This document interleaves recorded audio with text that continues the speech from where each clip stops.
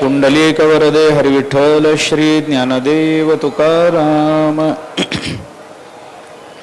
कैवल्याचा पुतळा प्रकटला भूतळा, चैतन्याचा जिव्हाळा ज्ञानोबा माझा. साधकाचा मायबाप दरुशने हरिताप, सर्वाभूती सुखरूप ज्ञानोबा माझा.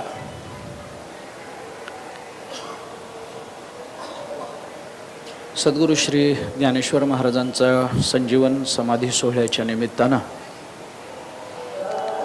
ज्या कारणाकरता आपण इथे उपस्थित झालो, त्या माऊलींच्या सेवेकरता आपण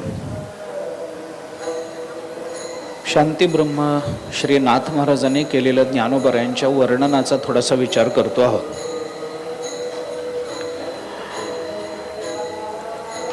ज्ञानोबरायांचं वर्णन नाथ महाराजांनी केलं. हे वर्णन स्वरूप आणि कर्तृत्व या दोन पद्धतीनं केलेलं दिसून येतं, असा विचार आपण करून आलो. ज्ञानोबरायांच्या संबंधानं बोलताना नाथ महाराजांनी साधकाचा मायबाप असे शब्द वापरले. ज्ञानोबराय साधकांचे मायबाप आहेत म्हणजे नेमकं काय आहे, हे मायबाप शब्द कोणत्या अर्थाने विचारात घेता येऊ शकतो, या संबंधाने संत वाङ्मयाचा विचार करत असताना आपण वेद, परमात्मा आणि संत या तिघांना एकत्रितपणानं मायबाप ही संकल्पना संज्ञा लावलेली आपल्याला दिसून येते. ती कशी लावता येते, काय लावता येते, याचा विचार आपण करून आलो. आणि याचा विचार करत असताना ज्ञानेश्वर महाराजांच्या संबंधानं या दोन्हीचा म्हणजे वेद आणि परमात्मा या दोन्हींच्याही ठिकाणी असणारा मातृपितृत्व भाव हा ज्ञानोबरायांच्या ठिकाणी आपल्याला कसा दिसून येतो, या संबंधातला विचार काल आपण केला. वेद हा माय आहे, वेदाला बापही म्हटलं गेलं आहे, तसं परमात्म्याला माय म्हटलं गेलं, परमात्म्याला बाप म्हटलं गेलं. परमात्मा आम्हाला सांभाळतो, परमात्मा आमचं पोषण करतो, परमात्मा आम्हाला पूज्य वाटतो. मान्यते पूज्यते यासा माता, या दृष्टीने मा धातूवरून जर आपण विचार केला तर मान्यता आहे, पूज्यता आहे, ती माता आहे, या अर्थाने परमात्म्याच्या संबंधातला विचार काल आपण करून आलो. परमात्म्याच्या संबंधानं जो पितृत्वाचा विचार आहे, तो पितृत्वाचा विचार जनकत्व या भावानं आपल्याला करता येतो. आणि परमात्मा या जगताचा जनक आहे. परमात्म्यापासून हे जग उत्पन्न झालं. परमात्म्यापासून उत्पन्न झालं म्हणजे कोणत्या अर्थाने उत्पन्न झालं, याचा विचार करत असताना आत्मा वै पुत्र नामासे या उपनिषद वचनाप्रमाणे जसा आत्मा म्हणजे बापच पुत्राच्या रूपाने प्रकट होतो, तसा परमात्माच जगद रूपानं प्रकट झाल्याचं वर्णन आपल्याला उपनिषदामधून केलेलं दिसून येतं.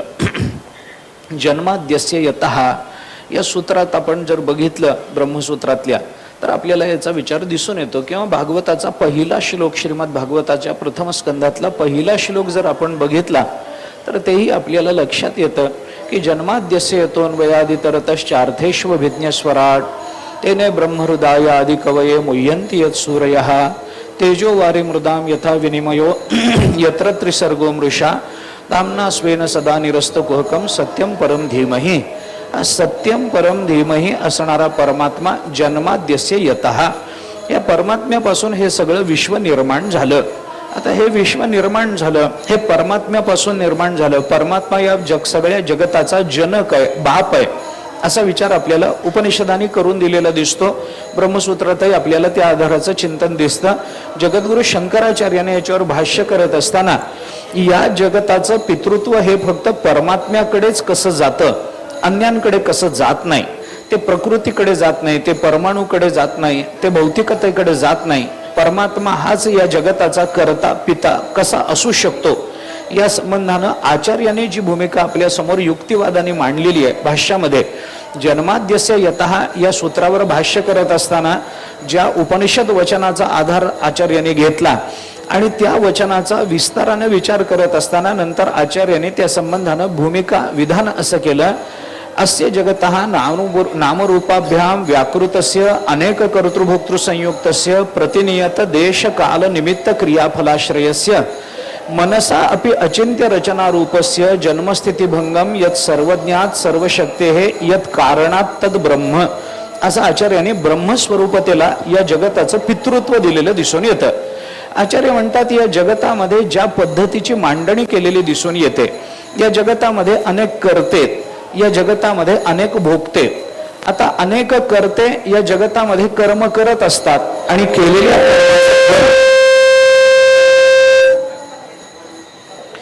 केलेल्या कर्माचं फल तेही त्या भोगत्यांना भोगावं लागत असतं. कर्ता कर्म करतो आणि कर्माचं फल भोगतो.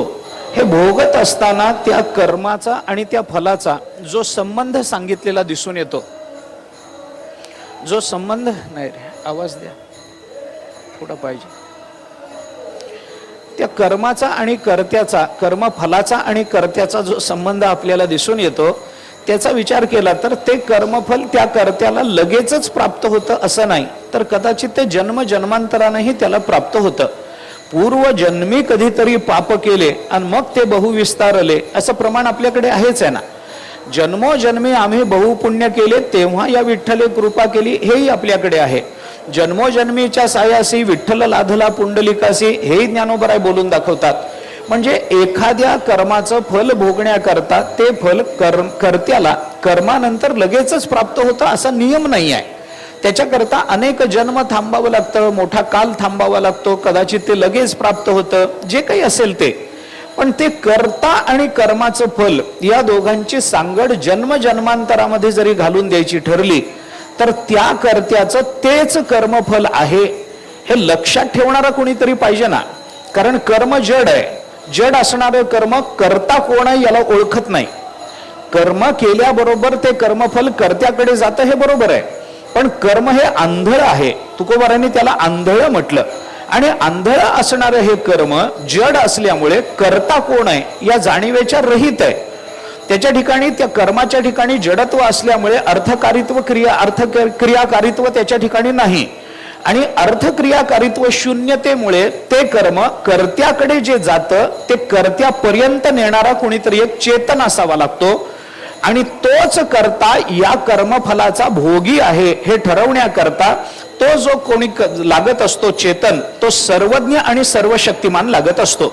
आणि जगतामध्ये आतापर्यंत असं कधीही आपल्याला दिसलं नाही की एखाद्या कर्त्याने कर्म केलंय पण त्या कर्माचं फल त्याला भोगावं लागलेलं नाही, असं एकही उदाहरण दिसत नाही. आणि एखाद्याने कर्म केलेलं नसताना त्याला त्या कर्माचं फल भोगावं लागलेलं आहे असंही उदाहरण या जगताच्या पाठीवर जर आतापर्यंत आपल्याला दिसत नसेल तर कर्ता आणि कर्मफल यांची विविध कर्ते आणि विविध कर्म असून सुद्धा कर्ता आणि कर्मफल यांची व्यवस्थितपणानं सांगड घालून देणारा जर कोणी असेल तर परमात्म्याशिवाय दुसरा कोणी असू शकत नाही. म्हणून या जगताचा जनक परमात्मा माना, असं आचार्याने एका युक्तिवादाच्या आधारानं या वाक्यातून आपल्याला दाखवून दिलं. अस्य जगतः अनेक कर्तृभोक्तृ संयुक्तस्य, हे जग कसं आहे, अनेक कर्ता आणि भोक्त्याने युक्त असणार आहे. आणि कसं आहे आचार्याने पुढे सांगितलं, अस्य जगतः अनेक कर्तृभोक्तृ संयुक्तस्य. पुढे चला, प्रतिनियत देश काल निमित्त क्रिया फलाश्रयस्य. या जगतामध्ये देश काल निमित्त क्रिया आणि फल या 5 गोष्टी आपल्याला दिसून येतात. याचा विस्तार करायचा नाही, पण काय आहे, ब्रह्मसूत्रावर भामती नावाची एक टीका आहे आणि ब्रह्मसूत्रावर रत्नप्रभा नावाची टीका आहे. या दोन्ही टीकाकारांनी याची संगती लावताना वेगवेगळी संगती आपल्याला लावून दिलेली आहे. त्यांनी काय सांगितलं, देश प्रतिनियत देश निमित्त काल क्रिया आणि फल असा जर विचार असेल तर देशानुसार फल, क्रियेनुसार फल, कालानुसार फल, कर्त्यानुसार फल हे जोडून घ्या. जर जमत नसेल तर रत्नप्रभेने आपल्याला सांगितलं हे प्रत्येकाचं स्वतंत्र जोडण्यापेक्षा प्रतिनियत देश काल निमित्त क्रिया या सगळ्यांना एकत्रित करा आणि याच्यामुळे घडणारं जे कर्म आहे त्याचं फल असं एकत्रित विचार करा. अशा दोन्ही पद्धतीने जरी विचार केला तरी या सगळ्याची सांगड घालून देणारा कोणीतरी सामान्य बुद्धीचा मनुष्य चालत नाही. याच्याकरता कोणीतरी सर्वज्ञ सर्वशक्तिमान लागत असेल तर सर्वज्ञ आणि सर्वशक्तिमानत्व हे प्रकृतीकडे जात नाही, हे भौतिकतेकडे जात नाही, ते परमाणूकडे जात नाही, ते फक्त परमात्म्याकडे जातं. म्हणून परमात्माच हा या जगताचा जनक माना, असं आचार्याने आपल्याला सांगून दिलं. बरं, या जगताचा विचार केला तर मनसा अपि अचिंत्य रचना रूपस्य, हाही एक युक्तिवाद आचार्यांनी त्यांच्या वाक्यामध्ये बोलून दाखवला. कारण या जगतामध्ये जेवढं केवढं वैविध्य आहे, या जगतामध्ये जेवढं केवढं सौंदर्य भरून राहिलेलं आहे, या जगतामध्ये जेवढी केवढी विविधता आपल्या प्रत्ययाला येते, हे परमात्म्याशिवाय कोणी निर्माण करू शकेल असं वाटत नाही. या युक्तिवादाच्या आधारानेही आपण विचार केला तरी बघा ना, एखाद्या पानाचं सौंदर्य असतं, एखाद्या फुलाचं सौंदर्य असतं, ते सौंदर्य एखाद्या व्यक्तीच्या चेहऱ्यात असतं, ते सौंदर्य एखाद्या व्यक्तीच्या नृत्यात असतं, एखादं सौंदर्य त्या व्यक्तीच्या बोलण्यात असतं, एखादं सौंदर्य त्या व्यक्तीच्या गायनात असतं. हे सौंदर्य आहेच की नाही? म्हणजे निसर्गामध्ये आपली बुद्धी, आपलं मन कल्पनाही करू शकणार नाही इतकं सौंदर्य जर या जगतामध्ये भरून राहिलेलं असेल, तर अशा सौंदर्याची स्थापना आणि निर्मिती करणारा परमात्म्याशिवाय दुसरा कोणी असू शकणार नाही. कारण प्रकृती इतकं सौंदर्य निर्माण करू शकणार नाही, परमाणू इतकं सौंदर्य निर्माण करू शकणार नाहीत. याच्याकरता या जगताचा जनक म्हणून परमात्मा माना, असाही एक युक्तिवाद आचार्याने त्या संबंधामध्ये केला. एकूण काय तर परमात्मा या जगताचा बाप आहे हे आपल्याला सिद्ध करायचं होतं. आणि परमात्मा बाप आहे याची सिद्धी जशी आचार्यांनी या वाक्यातून आपल्याला करून दिली, तसा काल एक विचार आपण या संबंधामध्ये बोलून आलो होतो की परमात्मा आणि मायेपासून जर या जगताची उत्पत्ती होत असेल तर परमात्म्याचे गुण आपल्याला या जगताच्या प्रत्येक पदार्थामध्ये दिसायला पाहिजेत. ते अस्ति, भाती आणि प्रियत्व या रूपाने आपल्याला विचारात घ्यावे लागतात. आणि नाम आणि रूप हे मायेचे गुण आहेत, तेही आपल्याला या जगताच्या संबंधाने विचारात घ्यावे लागतात. याचा विचार काल आपण करून आलो. आता परमात्मा या जगताचा बाप आहे कारण परमात्मा या जगताचा निर्माता आहे, मान्य आहे. आणि परमात्मा या जगताची आई आहे कारण परमात्मा या जगताचं रक्षण करतो आहे. या जगतामध्ये अनेक गोष्टी अशा आहेत की ज्या केवळ आणि केवळ भगवत इच्छेखातर रक्षिला गेलेल्या आहेत. नाहीतर त्याचा नाश होण्याची सगळी कारण परंपरा उपस्थित असताना सुद्धा या जगतातल्या अनेक गोष्टींचा नाश होताना दिसत नाही. का? कारण परमात्मा त्यांना राखतो आहे, परमात्मा त्यांचं रक्षण करतो आहे. अशी उदाहरणं आपल्याला अनेक ठिकाणी दिसून येतात. आपण रामायण बघा, महाभारत बघा, अनेक अनेक अनेक प्रमाण, तुकोबारांची अनेक प्रमाण कालही आपण त्या संबंधामध्ये बोलून आलो. अशा अनेक प्रमाणातून परमात्मा या जगताचं रक्षण करतो, परमात्मा या जगताला पोसतो, परमात्मा या जगतातल्या प्रत्येक जीवाच्या मुखामध्ये अन्नाचा कण घालतो, प्रत्येक जीवाचं रक्षण याना त्या प्रकारानं परमात्मा करत असतो. अशी उदाहरणं आपल्याला अनेक ठिकाणी बघायला मिळतात. परमात्मा आपल्याला अन्न देणारा कोण आहे? परमात्मा आहे. विशेष रूपाने देईल किंवा सामान्य रूपाने देईल, कोणत्याही अर्थाने आपण घ्या. भक्ताच्या बाबतीमध्ये विशेष रूपाने तो योजना करेल, तुमच्या आमच्या बाबतीमध्ये सामान्य रूपानं सगळ्यांना समानतेनं परमात्मा अन्नाची योजना करून देतो. पण भक्ता करता मात्र विशेष काहीतरी त्याची योजना असते. अनन्याश्चिंतयन्तो माम ये जनाः पर्युपासते तेषां नित्याभियुक्तानां योगक्षेमं वहाम्यहम. हे योगक्षेमम वहाम्यहम हे भक्ता करता असेल, पण आपल्या करता निदान योगक्षेमम ददाम्यहम तरी असेलच की नाही? आपल्याला योगक्षेम परमात्मा पुरवतो, त्यांच्याकरता अंगी वाहत असेल. योगक्षेम त्यांचे जाणे जडभारी वाटदावी करी धरोनिया हे त्यांच्या बाबतीत होत असेल, नाही असं नाही. पण आपला योगक्षेम चालवणारा कोण आहे याचा विचार करा ना, परमात्माच आहे. आपल्याला अन्न देणारा कोण आहे? परमात्माच आहे. आपल्या देहाचं रक्षण करणारा कोण आहे? परमात्माच आहे. हे सगळं परमात्मा करतो. याच्यात परमात्म्याचा मातृत्व भाव प्रकट होतो. रक्षण शरणम ग्रहरक्षित्रो हो या नियमाप्रमाणे जर आपण गेलो तर परमात्मा आपलं रक्षणही करतो, परमात्मा आपल्याला आश्रयही देतो आणि परमात्मा आपली निर्मितीही करतो. भले मायामध्ये येत असेल त्याचा विचार आपल्याला करायचं कारण नाहीये, पण सगळे भूतजात सर्व माझेची कीर अवयव परी मायायोगी जीव दशे आले असं जरी झालं असलं तरी माझेची कीर अवयव हे म्हणणारा परमात्मा आहे ना. तुम्हाला आम्हाला तो परमात्मा माझे म्हणतोय ना, याच्यात परमात्म्याचं ममत्व आपल्या ठिकाणी जर दिसत असेल तर परमात्म्याचं मातृत्व आपल्याला तिथं प्रत्ययाला येतं. आणि म्हणून निर्मिती करणं आणि रक्षण करणं या दोन भूमिकांच्या आधारानं परमात्म्याचं मातृपितृत्व आपल्याला जर लक्षात घेता येत असेल तर वेदाप्रमाणे परमात्म्याचं मातृत्व पितृत्व सुद्धा ज्ञानोबारांच्या ठिकाणी आपल्याला दिसून येतं. ज्ञानोबारायांना सुद्धा मायबाप असं म्हटलं जातं. आपण बोलून आलोय काल. आता हे मायबाप पण ज्ञानोबारायांचं परमात्म्याच्या अनुषंगानं कसं विचारात घ्यायचं याचा विचार करताना ज्ञानोबाराय आपली निर्मितीही करतात आणि ज्ञानोबाराय आपलं रक्षणही करतात. आता इथं आपल्याला साधकाचा या पदाचा विशेषत्वानं विचार करावा लागणार आहे बरं का. ज्ञानोबाराय आपली निर्मिती करतात. निर्मिती करतात म्हणजे आपल्याला जन्माला घालतात का? जन्माला घालतात असा त्याचा अर्थ नाही. आपण काल बोललो ना, ब्रह्मवैवर्त पुराणामध्ये 17 मातांचा विचार आलाय. माता एक प्रकारची नाही आहे, आपल्याला जी जन्म देते ती माता नाही आहे. ज्ञानोबाराय त्याच्या पुढची माता आहे. त्याच्या पुढं नाथ महाराजांनी ज्ञानोबारायांचं वर्णन करताना मातेचा विचार ज्ञानोबारायांच्या अनुषंगाने कसा लावायचा याचा विचार करताना नाथ महाराजांनी 2 भूमिका आपल्या समोर ठेवल्या.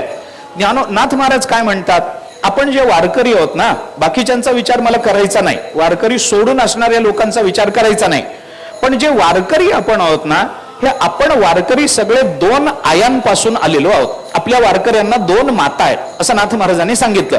कोण माता आहेत? एक आपल्याला जन्म देणारी माता आहे आणि दुसरी आळंदीला समाधीत असणारी जी माता तीही आपली आईच आहे, ती आपली माता आहे. ही एक माता आहे. ज्ञानोबाराय एक आपली माता आणि आपल्याला जन्म देणारी आपली माता, जन्मदात्री ही आपली एक माता आहे. 2 आया आहेत आपल्याला. नाथ महाराजांनी याचा विचार करताना काय केलंय की आपल्याला जन्म देणाऱ्या आईपेक्षा ही आळंदीला समाधीत बसलेली आई आहे की नाही, ती जास्त मोठी आहे. कशावरून बाबा? त्या आईला मोठं का म्हणा? नाथ महाराजांनी सांगितलं, जन्म देणारी आई 9 महिने पोटात बाळगते, सांभाळते, पण 9 महिन्यानंतर पोटातून शेवटी बाहेर काढतेच काढते. पण ही आमची आळंदीची आई अशी आहे, आम्ही किती अपराध करा ती आम्हाला पोटातच घेते. म्हणून पोटात घेणारी आई म्हणजे माऊली आणि पोटातून काढणारी आई म्हणजे जन्मदात्री आई, असा भेद नाथ महाराजांनी आपल्याला भागवताच्या सुरुवातीला केलेला दिसून येतो. आता हा विचार जर आपण बघितला तर ज्ञानोबारायांचं मातृत्व आहे की नाही? तर आहे ना. ज्ञानोबाराय आपल्याला जन्म देतात का, पोटातून काढतात का? तर त्या अर्थाने पोटातून काढत नाहीत. जे आपल्याला लौकिक अर्थाने विचारात घ्यायचंय ते पोटातून ज्ञानोबाराय काढत नाहीत. मग ज्ञानोबारायांचं मातृत्व आपल्या निर्मितीच्या बाबतीमध्ये जन्म या अर्थाने कसा विचारात घ्यायचा? तर त्याचा विचार असा आहे की ज्ञानोबाराय आपल्या ठिकाणी मनुष्यत्वाची स्थापना करतात. आपण प्राणी म्हणून जन्माला येणं आणि आपण मनुष्य म्हणून जगणं याच्यात अंतर आहे बरं का. जन्माला आलेला, मनुष्य रूपात जन्माला आलेला प्रत्येक जीव माणूसच होईल याची शाश्वती सध्याच्या काळात तर देता येत नाही, काही सांगता येत नाही. आपल्या ठिकाणी जोपर्यंत ज्ञानाची आवड निर्माण होत नाही, जोपर्यंत आपल्या ठिकाणी भगवंताच्या चरणाविषयीचं प्रेम निर्माण होत नाही, तोपर्यंत आपण माणूस म्हणून जन्माला येण्यात तात्पर्य राहत नाही. आपण विचार करा, ज्ञानोबारायांची भूमिका आहे म्हणून मी आपल्याला बोलतो. ज्ञानोबारायांनी 4थ्या अध्यायामध्ये आपल्याला हा स्पष्ट विचार बोलून दाखवला. ऐके जया प्राणियांच्या ठाई, ज्ञानाची आवडी नाही, तयाचे जियाले काही वरी मरण चांग. ज्ञानोबाराय म्हणतात, अरे ऐक बाबा अर्जुना ऐक, ज्या प्राण्याच्या ठिकाणी ज्ञानाची आवड नाही ना, अरे असा माणूस जन्माला जगल्यापेक्षा मेलेला बरा, मेलेला बरा. ज्याच्या ठिकाणी ज्ञानाची आवड नाही तो मेलेला बरा. प्राण्यांच्या ठाई ज्ञानाची आवडी नाही, तयाचे जियाले म्हणू काही, अरे त्याचं जगणं काही जगणं काय, वरी मरण चांग. अशी माणसं मेलेली बरी, बरी नाही चांगली, बरी नाही चांगली अशी. वरी मरण चांग म्हणतात ज्ञानोबाराय, वरी मरण बरं असं म्हणत नाही, चांग अशी माणसं मेलेली बरी. म्हणजे काय झालं? आपलं मनुष्यत्व, आपल्या मनुष्याचं व्यावर्तकत्व हे आपल्या केवळ मनुष्य देहामध्ये सामावलेलं नाहीये, तर जोपर्यंत आपल्या अंतःकरणामध्ये ज्ञानाची आवड निर्माण होत नाही तोपर्यंत आपण मनुष्यत्व या रूपानं प्रकट होत नाही, ते आपलं व्यावर्तक होत नाही. हे लक्षात घ्या. आपल्या ठिकाणी ज्ञानाची आवड निर्माण झाली पाहिजे. आपण भर्तृहरीचा विचार बघा. भर्तृहरीने आपल्याला हेच सांगितलं, आहार निद्रा भय मैथुनंच सामान्य मेतात पशुभिर्नराणाम ज्ञानम ही तेषाम अधिको विशेषो ज्ञानेन हीना पशुभिः समानः. अरे ज्याच्या जवळ ज्ञान नाही तो पशुपेक्षा वेगळा नाही. ज्ञानाचा विचार ज्याच्या जीवनामध्ये नाही तो मनुष्य मनुष्य म्हणण्याच्या योग्यतेचा नाही. हे ज्ञानोबारायांचं म्हणणं काय, हे भर्तृहरीचं म्हणणं काय, पूस नाही पायचारी मनुष्य परी कुत्री ती, हे तुकोबारायांचं बोलणं काय, नाहीतरी काय थोडी श्वान सुकरे बापुडी. हे तुकोबारायांचं बोलणं काय? हे सगळ्यातून काय कळतं आपल्याला?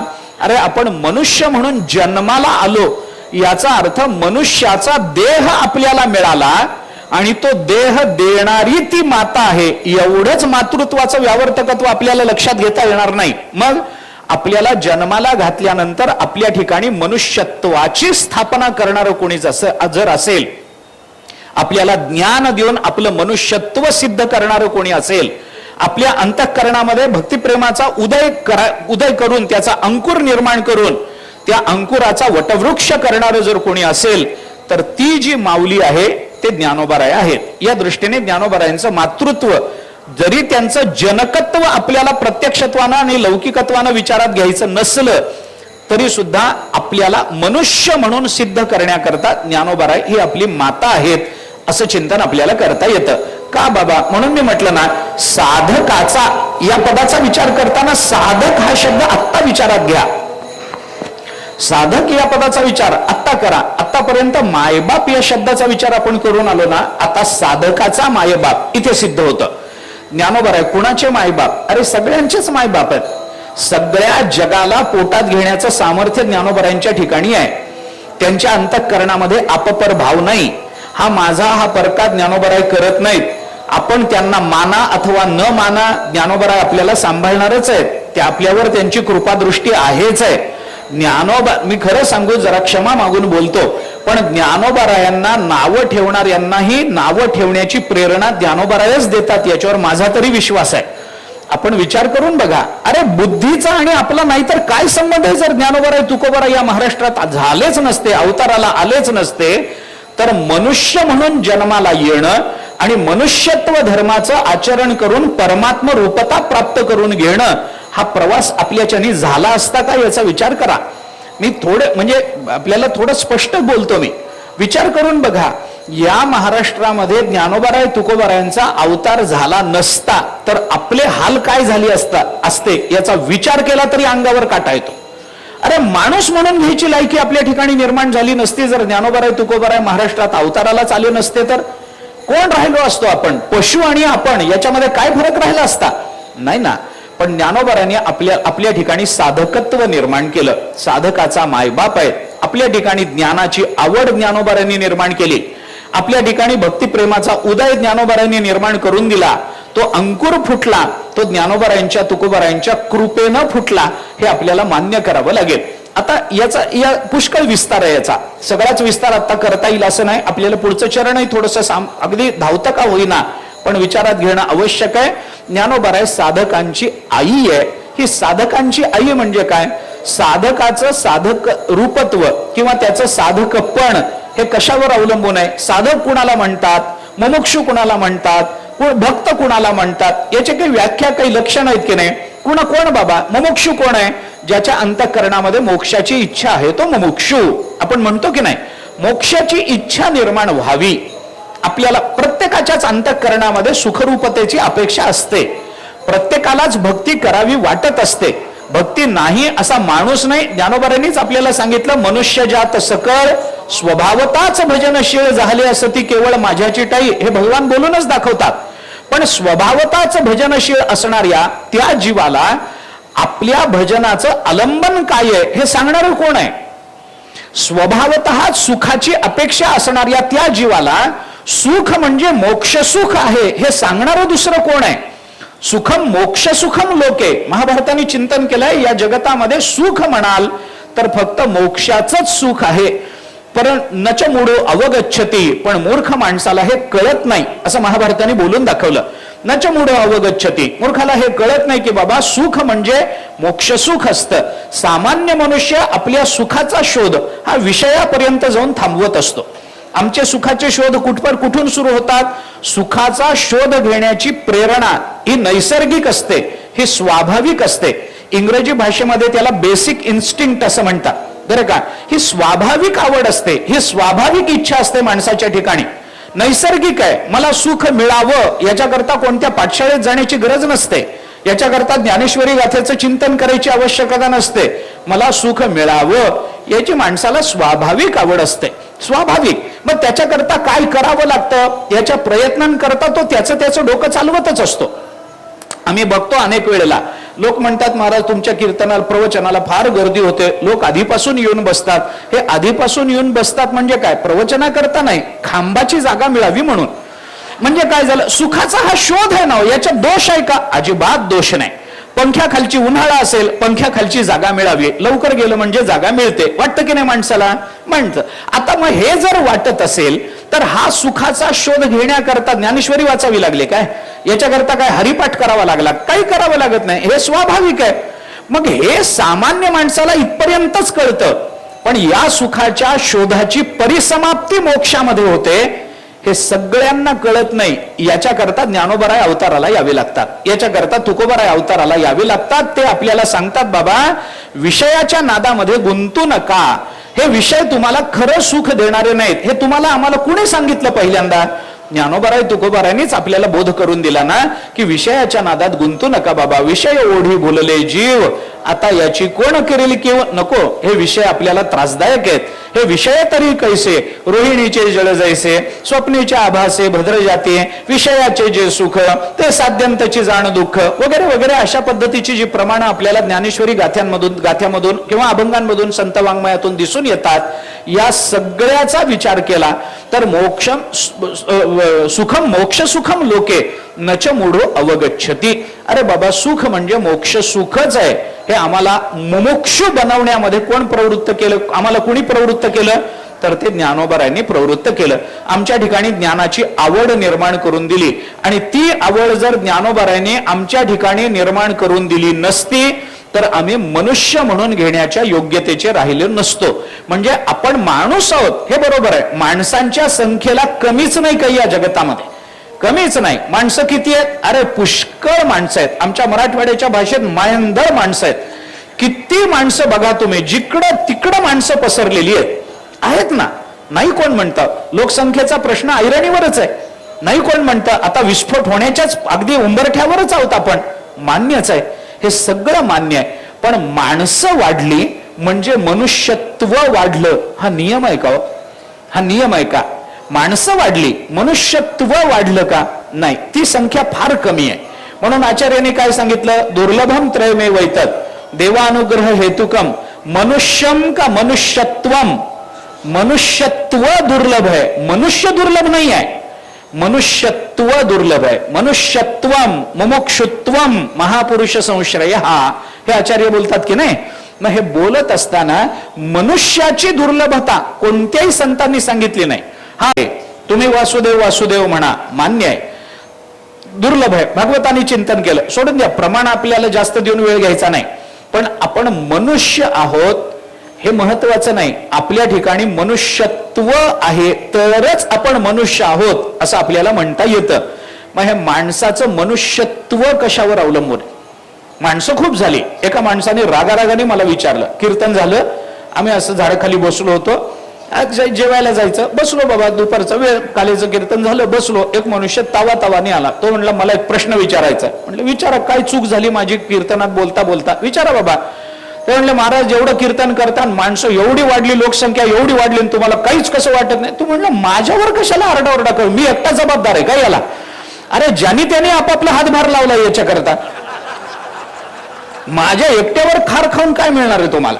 काय मिळणार नाही, मला एकट्याला बोलून काय फायदा? लोकसंख्या वाढली, माणसांची संख्या, मी म्हणलं माणसांची संख्या वाढली का मनुष्यत्वाची संख्या वाढली? एकदा बघ ना, माणसांची संख्या वाढली हे बरोबर आहे, पण मनुष्यत्व हे कुठं निर्माण झालं?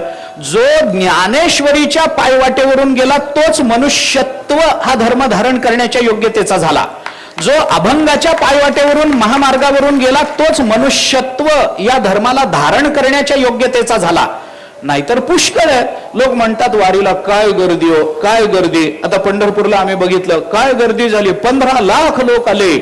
लोक सांगतात, मान्य आहे, 15 लाख लोक आले, माझं काही म्हणणं नाही. पण 15 लाख लोक आले, कुठून आले? महाराष्ट्रातून आले, महाराष्ट्राच्या बाहेरून आले. जाऊ द्या, बाहेरच्याही लोकांचं सोडून द्या. महाराष्ट्राची लोकसंख्या किती? साधारण 13 कोटी. 13 कोटी. त्याच्यातून पंढरपूरला किती आले? 13 लाख. म्हणजे किती टक्के आले? 13 कोटीचे 13 लाख म्हणजे किती टक्के झाले? 10%. बरोबर आहे? किती टक्के झाले? 1%. 13 कोटीचे 13 लाख म्हणजे किती टक्के झाले? 1%. मग मला सांगा, 13 कोटी लोकसंख्या असणाऱ्या महाराष्ट्रामधून फक्त 1% लोक पंढरपूरला आले. हे 99% हे